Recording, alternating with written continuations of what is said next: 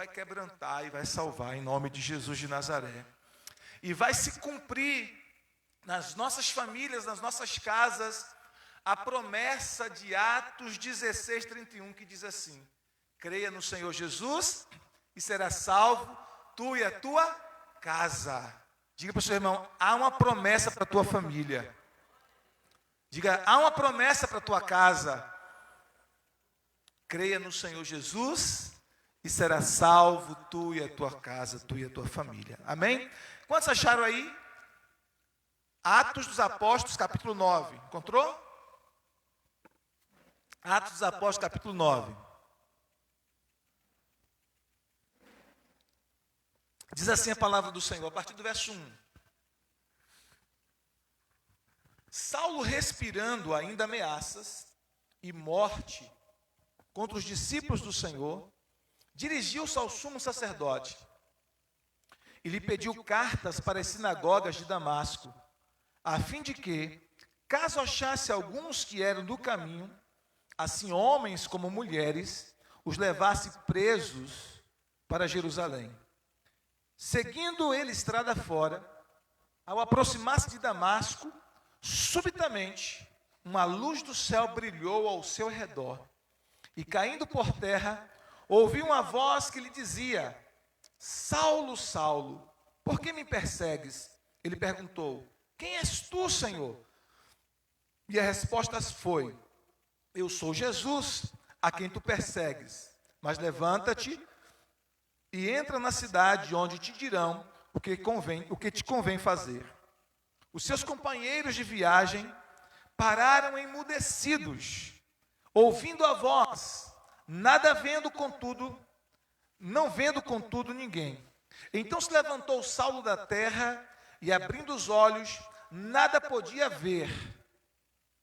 E guiando-o pela mão, levaram-no para Damasco.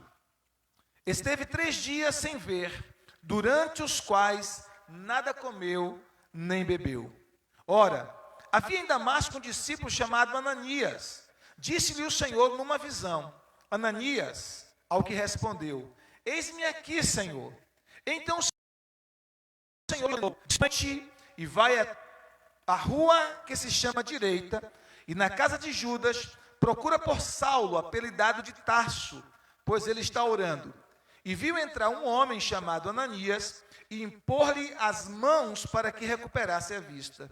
Ananias, porém, respondeu: Senhor, de muitos tenho ouvido a respeito deste homem, quantos males tem feito aos teus santos em Jerusalém, e para aqui trouxe autorização dos principais sacerdotes para prender a todos os que invocam o teu nome. Mas o Senhor lhe disse: vai, porque este é para mim um instrumento escolhido, para levar o meu nome perante os gentios e reis, bem como perante os filhos de Israel. Pois eu lhe mostrarei quanto lhe importa sofrer pelo meu nome. Então Ananias foi, e entrando na casa, impôs sobre ele as mãos, dizendo: Saulo, irmão, o Senhor me enviou, a saber, o próprio Jesus, que te apareceu no caminho por onde vinhas, para que recuperes a vista e fiques cheios do Espírito Santo. Imediatamente lhe caíram dos olhos como que umas escamas, e tornou a ver. A seguir levantou-se e foi batizado. E depois de ter se alimentado, sentiu-se fortalecido. Então permaneceu em Damasco alguns dias com os discípulos. Estenda suas mãos e deixa sua Bíblia aberta nesse texto. Ore por mim, para que o Espírito do Senhor me use. Pai, em nome de Jesus, eu quero te pedir que teu Espírito use a minha vida como instrumento do Senhor nessa noite. Fala ao nosso coração, ministra as nossas vidas, que teu Espírito Santo fale através da tua palavra, e que pela tua palavra sejamos edificados, consolados, convertidos, salvos, transformados, pela revelação da tua palavra em Cristo Jesus, nosso Senhor. Assim nós oramos no nome de Jesus. Amém e amém. Levante suas mãos aos céus com sua Bíblia, diga assim: esta é a minha Bíblia, eu sou o que ela diz que eu sou, eu tenho o que ela diz que eu tenho, eu posso fazer o que ela diz que eu posso fazer. Hoje, eu corajosamente confesso que a minha mente está alerta e o meu coração está receptivo para receber a poderosa e indestrutível palavra de Deus.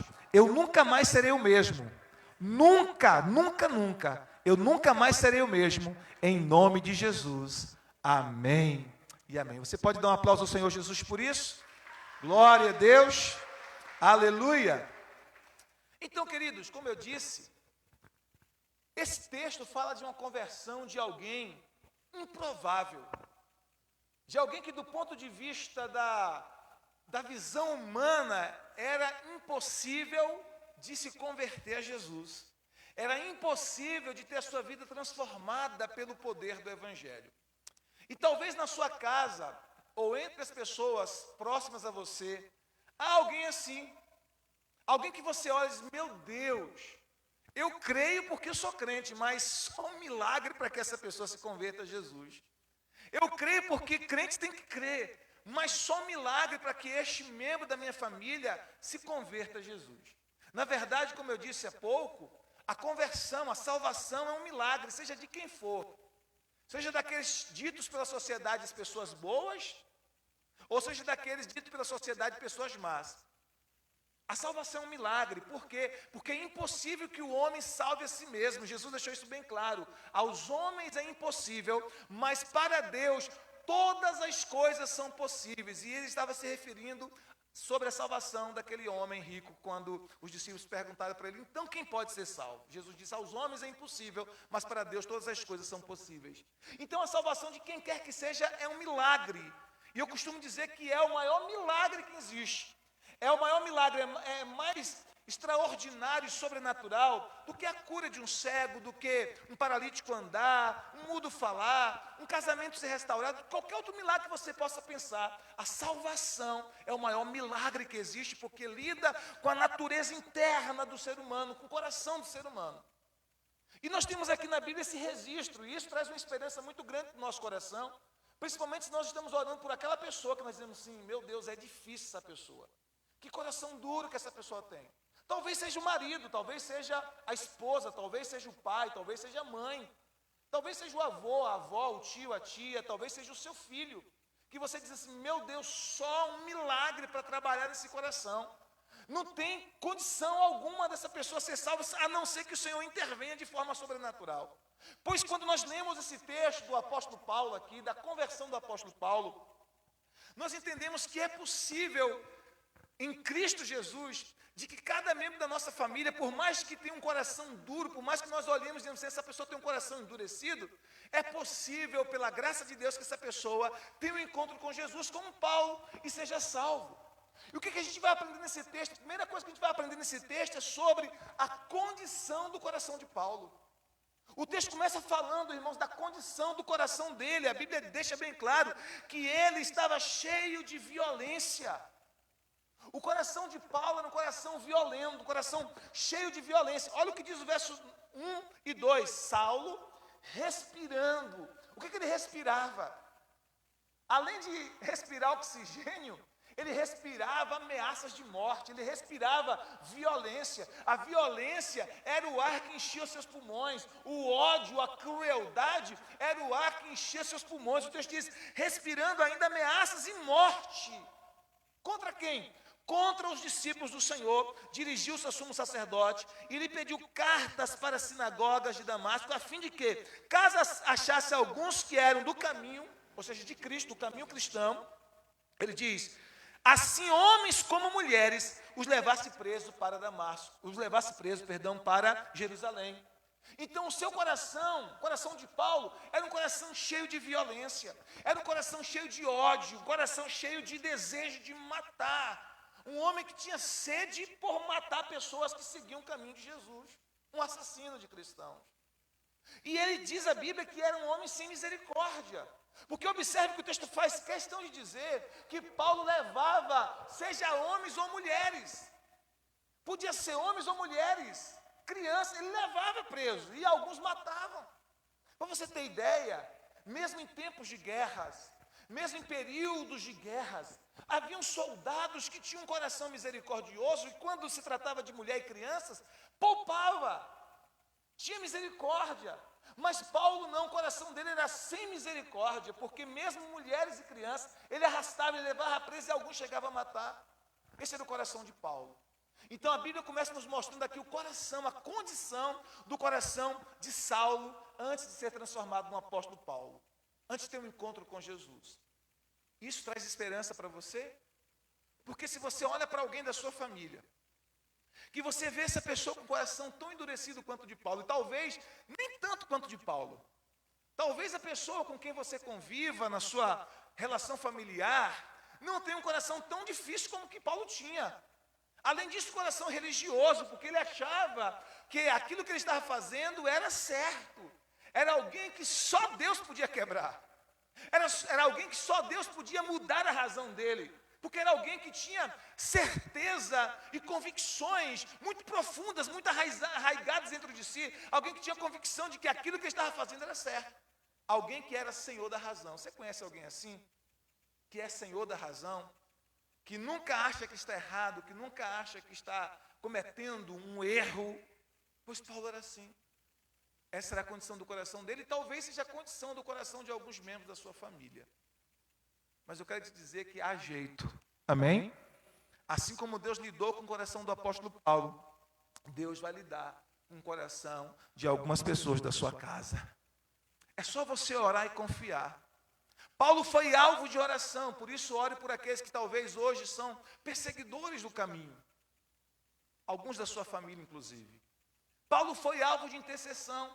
Não sei se você se lembra, mas se você voltar um pouquinho aqui no capítulo 8 de Atos, quando Estevão estava sendo apedrejado, e a Bíblia diz que Paulo estava lá, Saulo de Tarso estava lá, e que lançaram a roupa de Estevão aos pés de Saulo.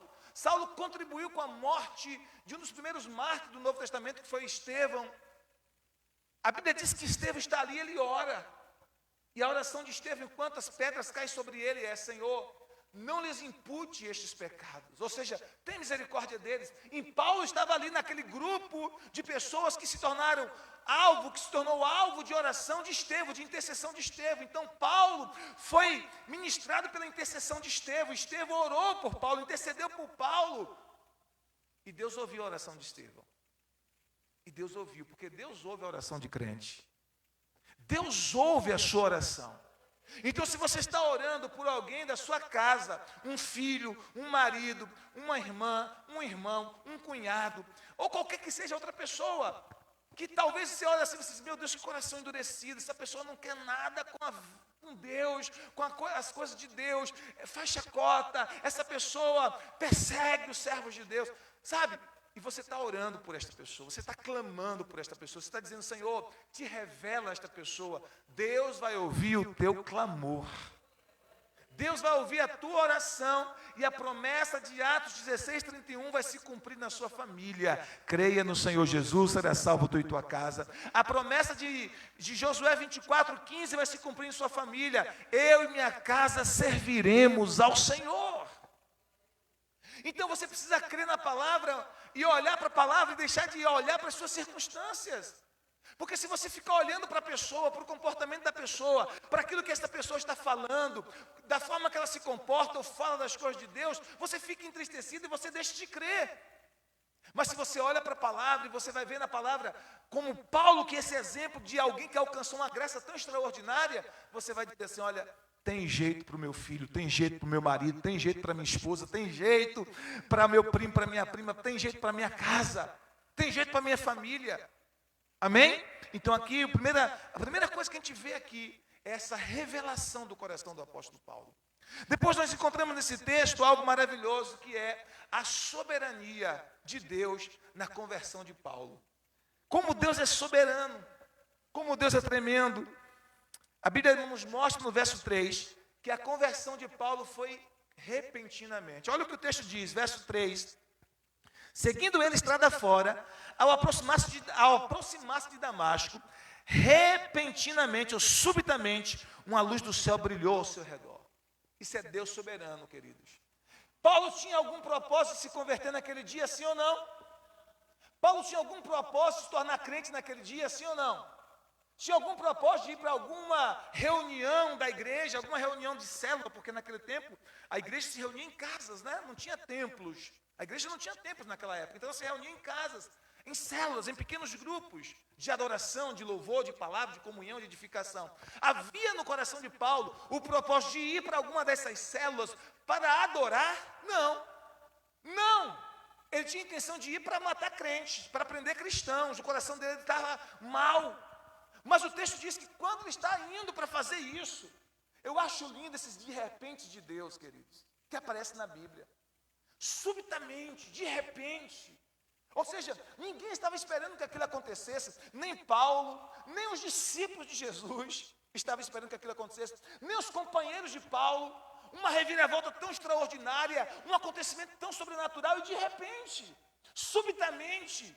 E isso tem a ver com a soberania de Deus.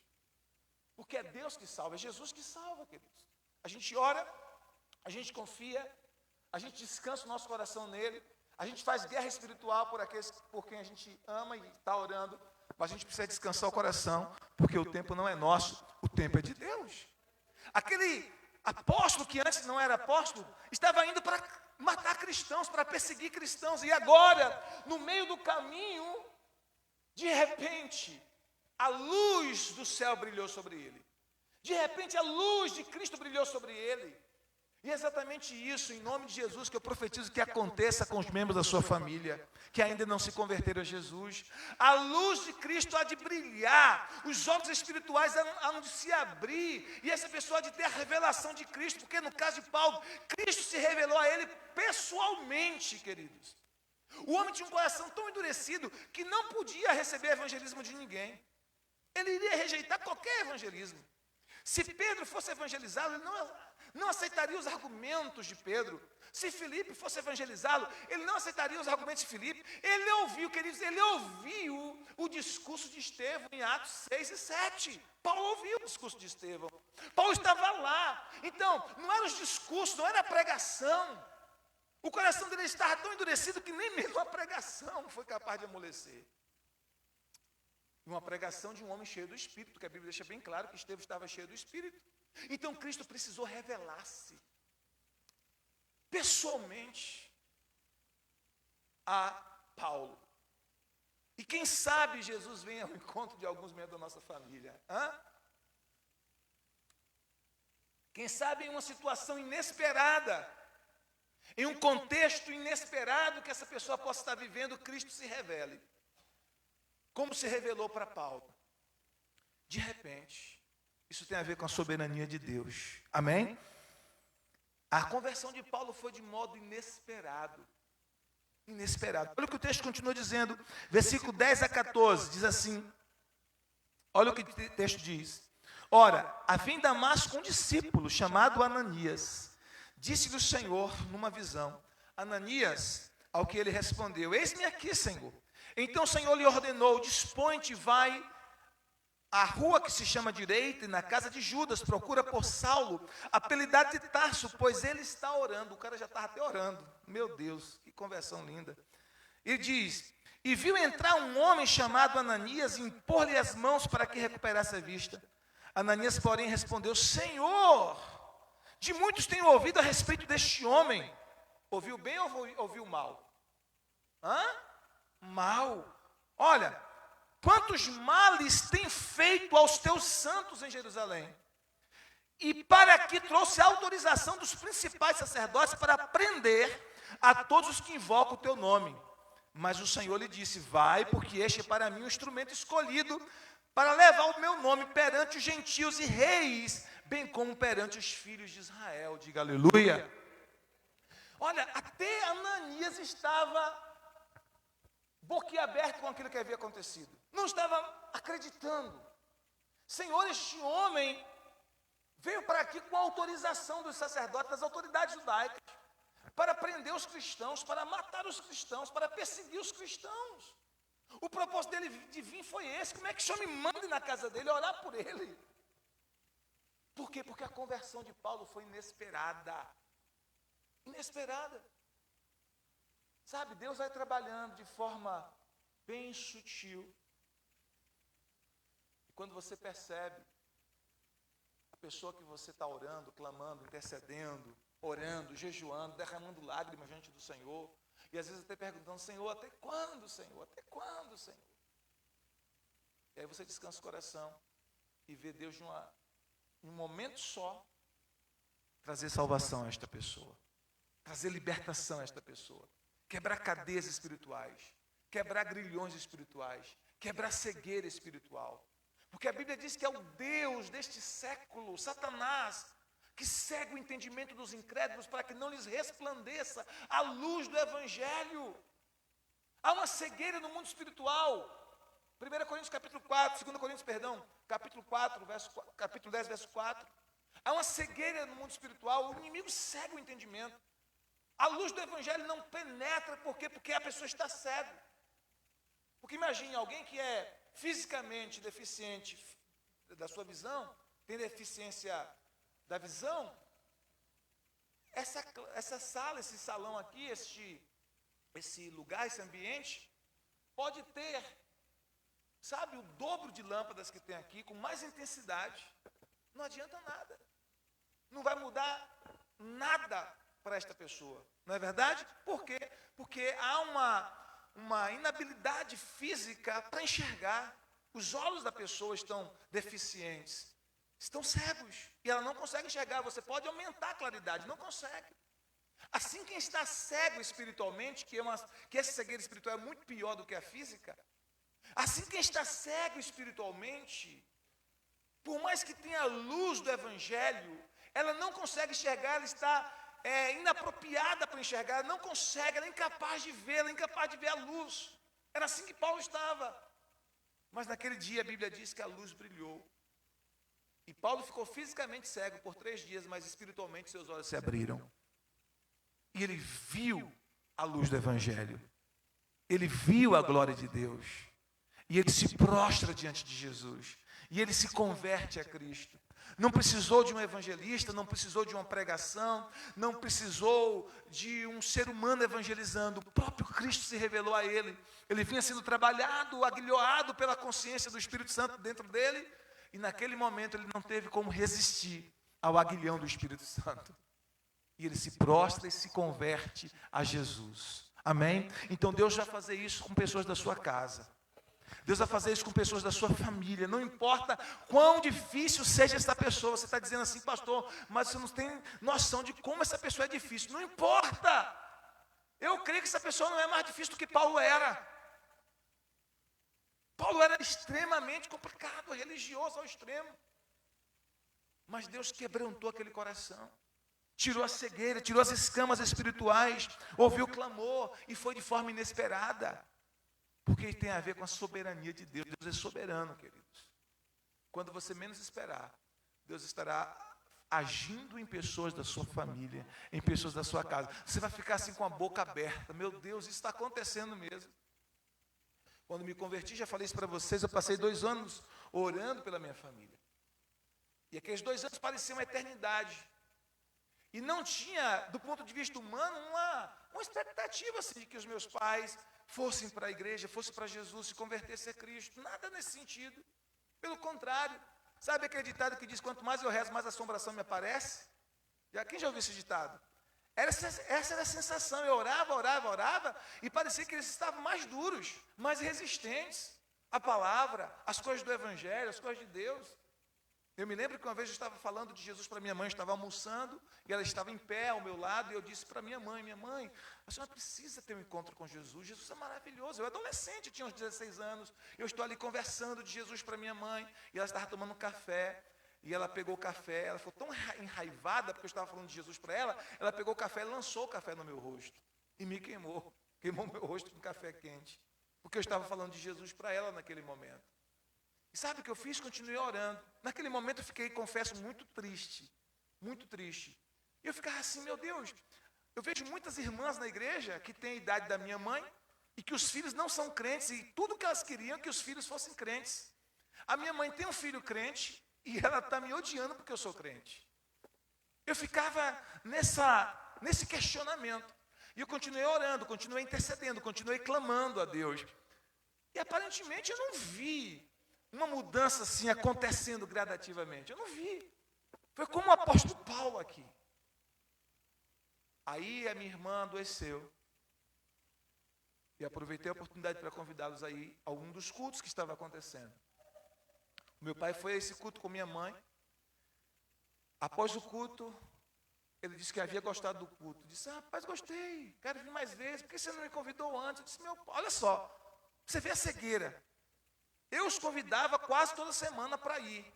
Eu já estava ficando chato. Eu acabei não convidando mais no finalzinho, porque já estava ficando chato, porque eu os convidava com muita frequência. E aí ele disse, por que você não me convidou? Ele não se lembrava que eu havia convidado ele várias vezes para ir ao culto. Ele disse, eu vou voltar. Na semana seguinte voltou, acho que voltou mais umas 2 ou 3 vezes, com a minha mãe. E assim, de repente. Sabe esse de repente de Deus? De repente, em um mês passado, os meus pais eram totalmente mundanos, coração totalmente distante das coisas de Deus. No mês seguinte, se converteram a Jesus Cristo. E serviram a Jesus até o fim de suas vidas. Vocês estão entendendo o que eu quero dizer? São os de repente de Deus, que acontece de forma inesperada. Nós não podemos desistir de ninguém da nossa casa. Nós não podemos desistir de ninguém da nossa família, por mais que você olhe a situação do ponto de vista humano, seja impossível. Impossível. Meu Deus, eu tenho pessoas assim na minha família, no meu círculo de família, né? Não da minha família, o núcleo familiar, mas de familiares, de parentelas. Eu tenho pessoas assim, meu Deus, só um milagre. Você olha para a condição da pessoa e você diz, só um milagre do Senhor, só uma intervenção. Queridos, Deus gosta dessas coisas, que é difícil para a gente, que é impossível para a gente, que a gente não tem domínio nem controle sobre elas. Deus gosta de agir naquilo que é impossível para nós. Então, não julgue ninguém antes do tempo, como diz a palavra. Amém? Não julgue ninguém antes do tempo. Confie que Deus está agindo, está trabalhando. E às vezes vai acontecer de forma inesperada. Quando você perceber aquela pessoa tão brava, tão difícil, tão complicada, agora é de Cristo, agora é de Jesus, agora anda com Deus, agora ora até para comer, ora para dormir, ora quando acorda, agora não quer saltar a Bíblia por nada, está com a Bíblia na mão. O cara que falava mal da Bíblia, que chamava pastor de ladrão, que xingava as irmãs da igreja, agora é crente. Agora é apaixonado por Jesus, agora é apaixonado pela palavra, agora quer vir para os cultos, agora ama os irmãos, tem um amor no coração pelos irmãos. Por quê? Porque é os de repente de Deus. Deus é soberano, queridos. Amém? Assim como ele agiu na vida de Paulo, ele quer agir na vida deste membro da sua família, que você olha assim e diz, só um milagre, meu Deus. Imagine minha avó de 99 anos, querido, se convertendo a Jesus. Eu ministrar para minha avó há mais de 20 anos, desde que me converti. E sempre lia a Bíblia para ela. Todas as vezes que eu ia lá, eu lia. Às vezes ela não gostava, depois só abrindo o coração e eu li, lendo a Bíblia. Eu dizia, vó, senhora, deixa eu ler a Bíblia, a senhora deixa, pode ler. Que mal faz? Que mal faz? Eu li a Bíblia, aí eu pegava e ia lendo os evangelhos, né? Falei, não vai dar tempo de ler a Bíblia toda para minha avó em poucos dias que eu estou aqui com ela. Então, eu li os evangelhos. Ia lendo os evangelhos. Aí começava, né? Começava de Mateus. Ia lendo, ia lendo. Aí eu lia 1, 2, 3, 4 capítulos, 5, 6. Aí quando ela cansava, eu disse, tá bom, chega. Tá bom. Não queria ouvir mais. Eu parava. Mas eu ia ler. Enquanto ela queria ouvir, eu estava lendo.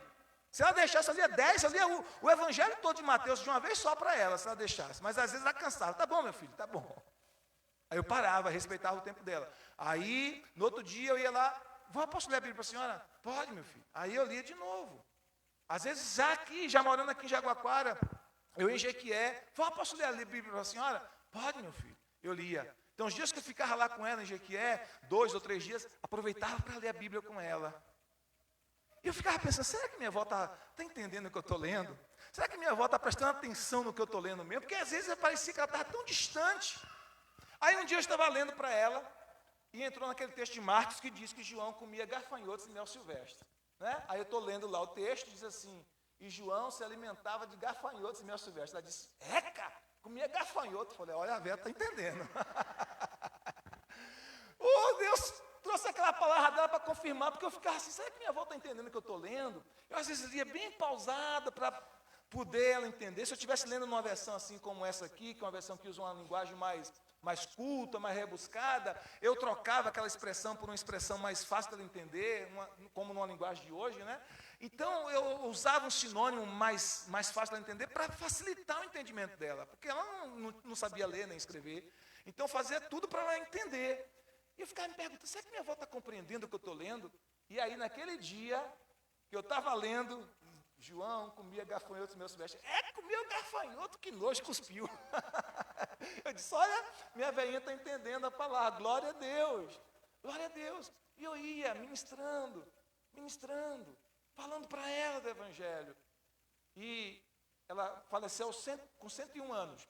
Mas aos 99 anos, eu perguntei para ela, depois de ter lido a palavra, ministrado, minha avó, a senhora gostaria de entregar o seu coração para Jesus, minha avó? A senhora gostaria de fazer uma aliança com Jesus? Jesus te ama, morreu na cruz por ti e tal. Ministrei. E ela disse, eu quero, meu filho. Eu quero aceitar Jesus. Eu falei, então ora comigo aqui. E aí eu fui orando e ela foi repetindo as palavras comigo. Fui orando e ela foi repetindo as palavras comigo. E dali, dos 99 até os 101 anos, né? Foi mais 2 anos, ela ali não ia para a igreja, nada disso, porque nem condição tinha física para isso. Mas estava ali, no Evangelho. Eu ia lá, meu tio também, que é pastor e que é servo de Deus, ia lá ministrar para ela, orava com ela. E a gente ali, minha tia também, a esposa do meu tio, e a gente ali ministrando para ela.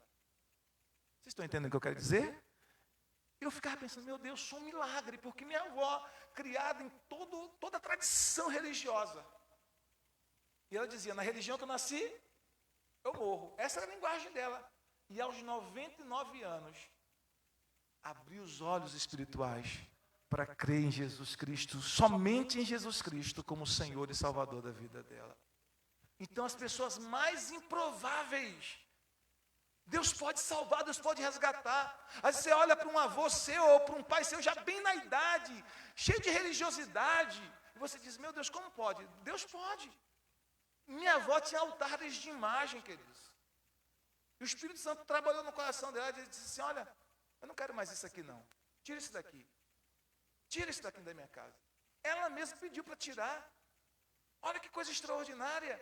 Porque Deus vai trabalhando, revelando Cristo. Vocês estão entendendo? A gente ora, a gente confia no Senhor. Quando tem oportunidade, a gente ministra aqueles que nós amamos, ministramos a palavra. Quando temos a oportunidade de fazer isso, mas o nosso maior testemunho, né, a nossa maior arma é o nosso testemunho e a nossa oração. Porque a pessoa pode até resistir à nossa argumentação, à nossa pregação, ao nosso ensino, mas ela não tem como resistir à nossa oração, não tem como resistir à nossa intercessão. Todos os dias eu orava por minha avó incansavelmente, todos os dias. Quando minha avó faleceu, que ela partiu para o Senhor, às vezes eu ia orar e lembrar, não, minha avó já está no céu, não preciso mais orar por ela. Mas vinha para orar, porque eu já estava habituado para orar por ela, para clamar pela vida dela. Vocês estão entendendo o que eu quero dizer, queridos? Qual é a pessoa por quem você está orando que você diz assim, meu Deus, eu preciso de um milagre. Meu irmão precisa de um milagre.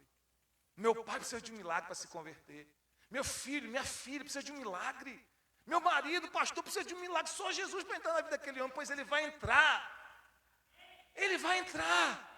Vai salvar, vai resgatar, vai curar as feridas, vai curar o coração, vai curar os traumas, vai trazer libertação, vai quebrar cadeias espirituais. Nós só precisamos crer, confiar no Senhor e continuar orando, fazendo a nossa parte. Amém, queridos? E pedindo, Senhor, cerca essa pessoa de pessoas de Deus.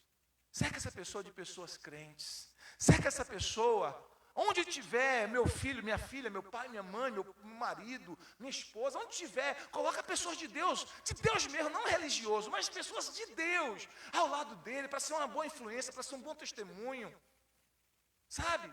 Coloca pessoas de Deus, Senhor, que possa ser instrumento do Senhor para ministrar o coração dessa pessoa por quem estou clamando, por quem estou orando. Diga aleluia se você está entendendo. A conversão de Paulo, outra coisa que a gente aprende nesse texto, fazia parte do plano de Deus. Diga assim, a conversão de Paulo fazia parte do plano de Deus. Deus havia planejado a salvação de Paulo. Deus planejou a salvação da sua família. Deus planejou a salvação da sua família. A salvação da sua família está nos planos de Deus. Já está planejado, determinado pelo Senhor. Já está determinado pelo Senhor. A Bíblia diz que o desejo de Deus é que todos sejam salvos e que cheguem ao conhecimento da verdade, se todos incluem a sua casa. Deus fez provisões para a salvação da sua família. Deus fez provisões para a salvação do seu lar, para a salvação da sua casa. Deus é um Deus que ama a família, e quando Ele pensou em você, Ele pensou em toda a sua casa. Talvez você se converteu primeiro a Jesus, mas se você se converteu primeiro a Jesus, é que Deus chamou você, porque sabia que você seria uma luz intensa, brilhando dentro da sua casa de noite. Ele sabia que poderia contar com você. Ele sabia que poderia contar com esses joelhos que se dobrariam, poderia contar com essas intercessões, que poderiam contar com esse testemunho, que poderia contar com essa influência positiva na sua casa. Por isso Ele te chamou primeiro. Quando Deus te chama primeiro, é porque Ele sabe que você vai ser uma luz brilhando intensamente na sua casa, uma bomba, no bom sentido da palavra, nas mãos de Deus, detonando com tudo aquilo que é do diabo contra a sua família. Por isso que Deus te chamou primeiro. Deus sempre chama um primeiro. Deus chamou Abraão primeiro e disse: olha, sai da tua casa, da tua parentela, para a terra que te mostrarei. Amaldiçoarei os que te amaldiçoarem, abençoarei os que te abençoarem. Em ti serão abençoadas todas as famílias da terra. No descendente de Abraão, que era Jesus, essa promessa se cumpriria de forma plena. Então, quando Deus chamou Abraão, Deus estava pensando na bênção sobre as famílias. Quando Deus chamou você, Ele estava pensando na bênção sobre a sua família. A bênção sobre a sua casa. Ele chamou alguém primeiro. No meu caso, Ele me chamou primeiro. Eu fico assim, admirado como Deus é maravilhoso em construir. Como Deus é construtor. Ele chama aquele menino, sem muita expressão, tímido, todo vergonhoso. Você me vê ministrando, você não tem ideia de como eu era tímido. Todo vergonhoso, todo pacato. E Deus me chama para que através de mim, toda a minha família, e não somente a minha família, tantas outras pessoas viessem a conhecer Jesus, viessem a ter um encontro com Jesus. Quantos estão entendendo? E é assim que Deus vai fazendo. Deus chamou você porque Deus quer usar você para salvar a sua família. Deus quer que através de você, seu pai, sua mãe, seus irmãos, seus tios, seus filhos, suas filhas, suas primas, seus primos, toda a sua família, seus cunhados e cunhadas, toda a sua família conheça Jesus Cristo como Senhor e Salvador. Ah, pastor, mas essa pessoa não aceita nem que eu fale de Jesus para ela. Não importa, ore, ore, ore. Não tem como a pessoa impedir você de orar por ela. Ela pode resistir aos seus argumentos, pode resistir ao seu evangelismo, pode resistir um livro que você dá a ela de presente, mas ela não tem como resistir às suas orações. Não tem como impedir você de orar por ela. Você pode ir na sua casa, ou onde você estiver, levantar um clamor, levantar intercessão e dizer: Senhor, a minha família é tua e eu não vou permitir no nome de Jesus que nenhum membro da minha casa se perca. Todos os membros da minha família terão encontro com Jesus, serão salvos e transformados para a glória do teu nome, para a glória de Deus. Então nós precisamos crer nisso. A conversão de Paulo estava planejada. Diga para o seu irmão: a conversão de Paulo foi planejada. Desde a fundação dos tempos, desde o início dos tempos. Olha o que o texto diz. Versículo 15, queridos. Verso 15, olha o que diz. Vamos ler? Olha o que Deus diz para Ananias. Quando Ananias diz assim: Senhor, esse homem é mau. Esse homem veio para destruir. Esse homem veio para matar os crentes. Olha o que Deus diz para Ananias. Mas o Senhor lhe disse: vai. Por quê? Porque este é para mim um instrumento escolhido para levar o meu nome perante os gentios e reis, bem como perante os filhos de Israel.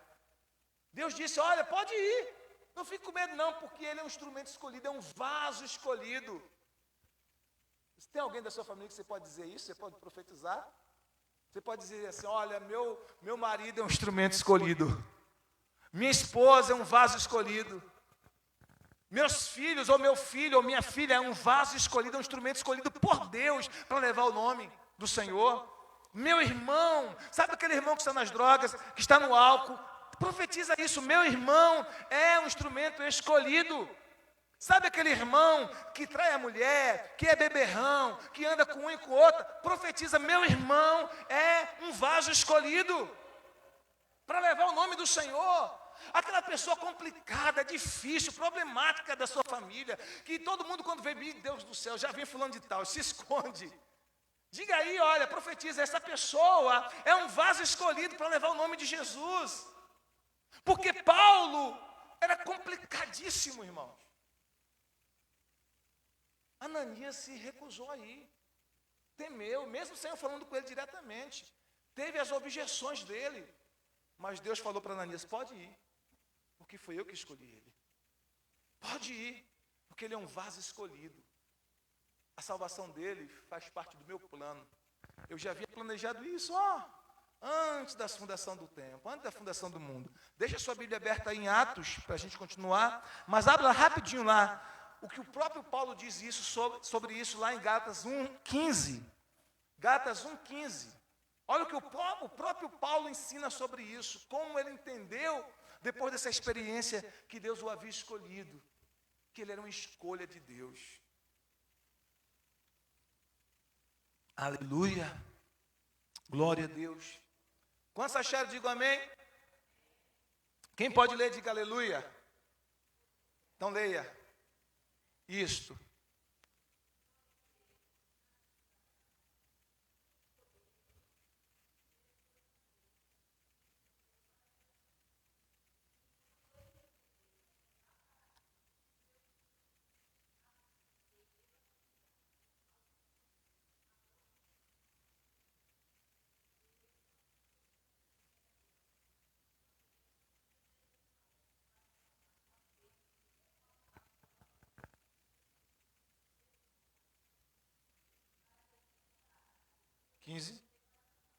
Só 15. Só 15. Mas observe que tremendo isso. O que o texto diz?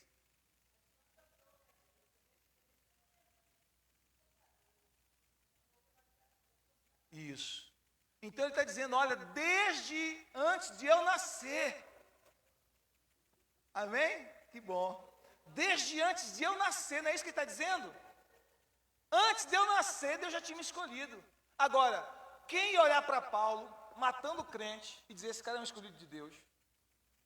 Entende o que eu quero falar, sim ou não? Quem que ia olhar para Paulo, perseguindo cristãos, levando o crente para a cadeia, e dizer, esse homem é um escolhido de Deus? Assim também é hoje.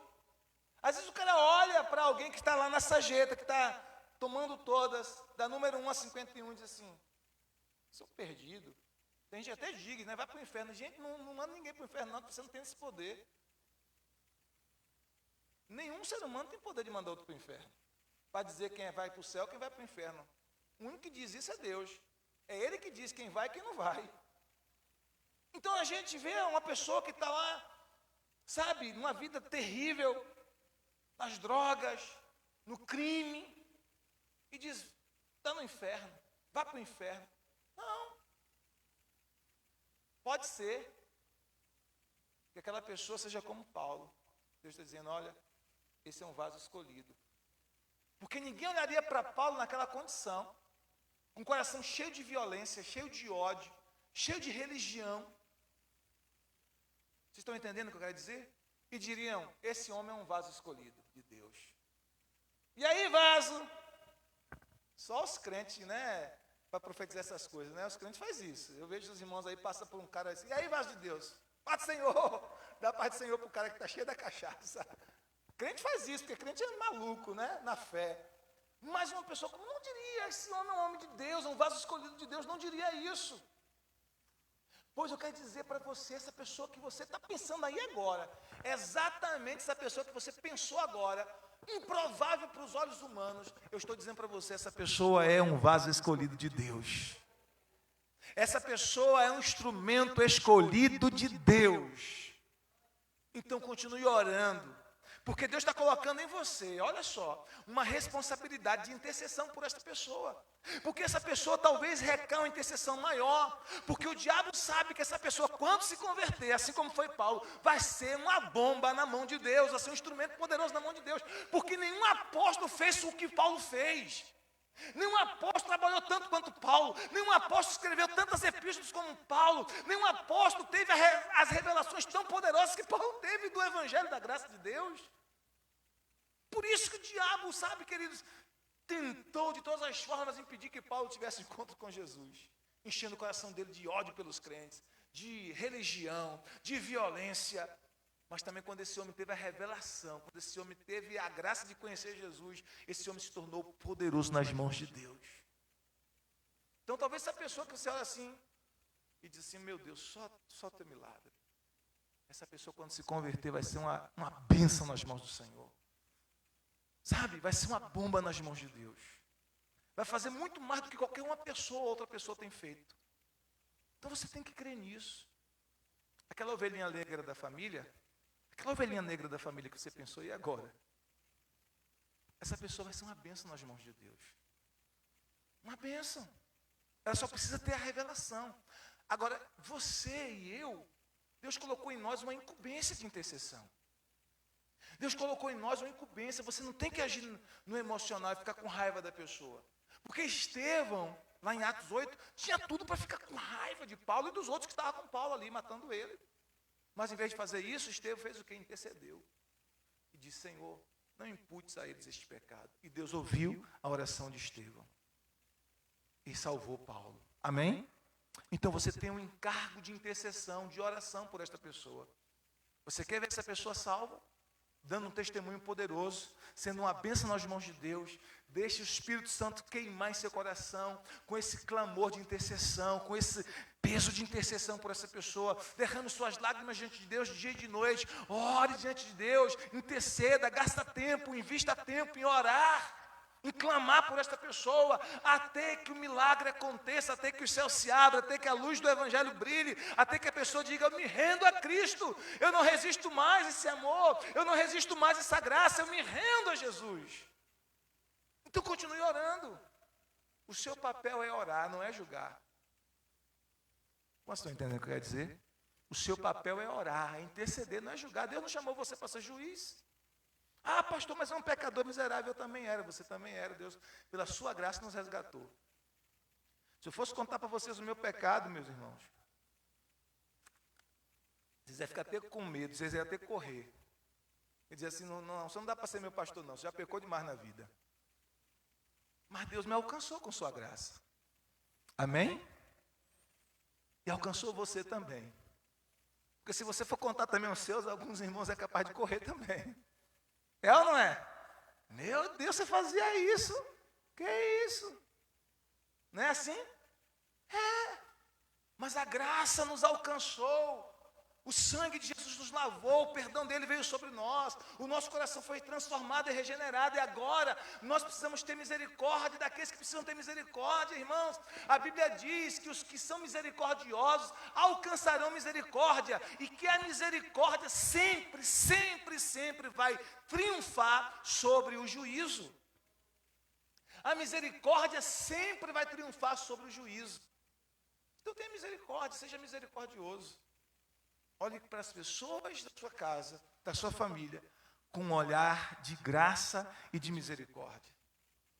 E ore.